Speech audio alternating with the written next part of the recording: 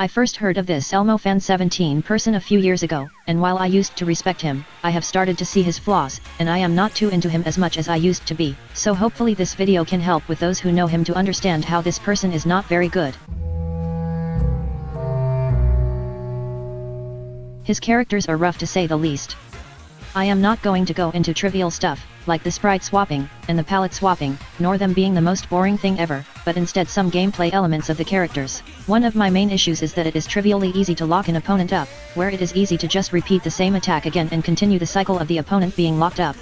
You should lower the hit stun and allow the opponent to at least start blocking to prevent repeated move spamming. The sprites for many of the characters are imported poorly, leading to artifacts, and often weird movements, likely from a low amount of snapshots, or poor equipment quality. You should try cleaning up the sprites before adding its palette and importing the sprite. The characters, while they look different, and may move differently, are all one and the same. Not to mention the characters usually have the same hypers as each other, and most of them share this hyper, which is stolen from another character. This is like if you are playing a game of darts, but your opponents are literally the same person, and that person can only hit twos.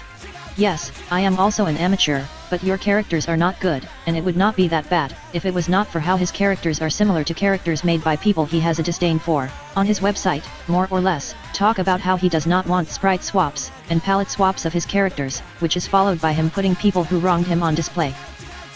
This whole section of the characters page is ironic, since most of his characters are basic sprite swaps of his own characters, which are sprite swaps or palette swaps of other characters. But more on that in a moment. As someone who is an outsider to the greater portion of the Mugen YouTube community, I have seen, and unfortunately been in, quite a few arguments in the community, all of which eventually devolve into dumb kids fighting over increasingly small things.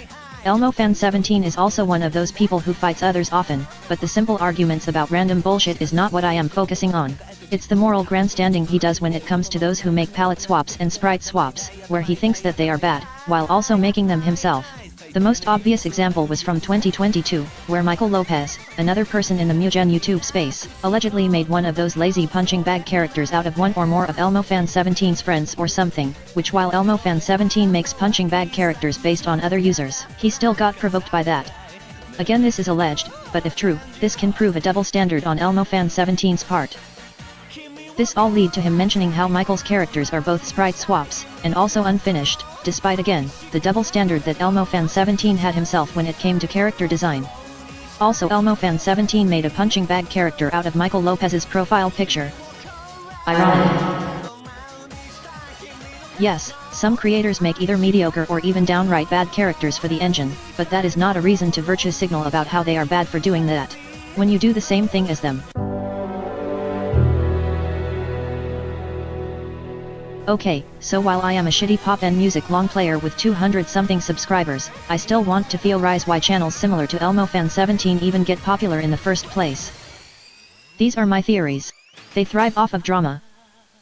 This is the most obvious example at first glance. These channels often have pointless fights with other channels, often those with smaller sizes. Since there are some people who are enemies with someone who ElmoFan17 in this case, is also enemies with, this can lead to circle jerking, and moral grandstanding, where one person decides to side with one party, just because they are also fighting with the other party in question.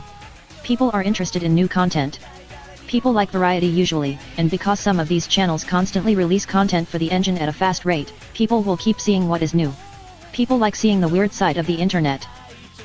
This one is self-explanatory, like with other communities that have a fascinating but strange amount of content, people just like seeing whatever the hell this is.